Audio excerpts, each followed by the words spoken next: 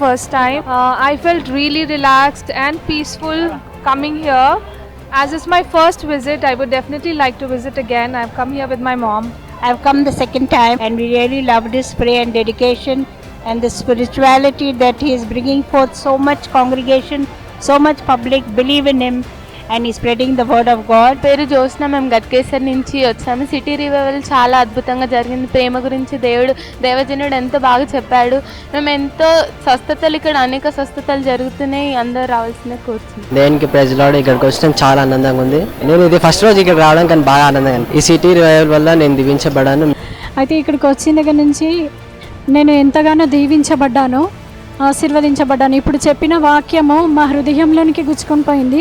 ఈ వాక్యం ద్వారా నేను ఎంతగానో దీవించి ఆశీర్వదింపబడ్డాను. నేను ఫస్ట్ టైం ఈ చర్చికి వచ్చాను కానీ బాగా అనిపించింది. చాలా ప్రతి మా అమ్మగారు మాట్లాడిన మాటలు నాతో దేవుడు మాట్లాడినట్టు అనిపించింది. అందుకే నాకు మనస్ఫూర్తిగా ఇదే మందిరానికి వచ్చి నమ్ముకోవాలనిపిస్తుంది. కల్వరి మినిస్ట్రీస్ ద్వారా మేము ఎంతగానో దీవించబడ్డామండి. రెగ్యులర్గా క్రమం తప్పకుండా వస్తున్నాము. వాక్యం ద్వారా మేము ఎంతగానో ఆత్మీయంగా బలపడుతున్నామండి. ఇక్కడికి వచ్చి అనేకులు దీవించబడుతున్నారు. ఇది ఎంతో ఆశీర్వాదకరంగా మాకు దేవుడు అనుగ్రహించాడండి. మాకు ఇక్కడ కల్వరి ప్రత్యక్షత ద్వారా మేము ఆత్మీయంగా బలపడడం, ఆర్థికంగా అన్ని విషయాల్లోనూ అన్ని కోణాల్లోనూ దీవించబడుతున్నామండి. అనేక విషయాల్లో దేవుడు మాకు మమ్మీ డాడీ ప్రార్థనల ద్వారా మమ్మల్ని ఎంతగానో ఆదరించారు, దీవించారు. దేవునికి మహిమ కలుగును గాక. మినిస్ట్రీని బట్టి ఎంతగానో మేము ఆనందిస్తున్నామండి. కొన్ని రోజుల నుంచి నేను ప్రార్థనకు దూరం అయిపోయాను. దేవుడు అంటే నాకేం చేస్తున్నా ఫీలింగ్తో నేను ఉన్నాను. ఈరోజు అన్ఎక్స్పెక్టెడ్గా దేవుడు నా మందిరానికి రాని ప్రేరేపణ ద్వారా వచ్చాను. దేవుడు నాతో సూటిగా మాట్లాడాడు.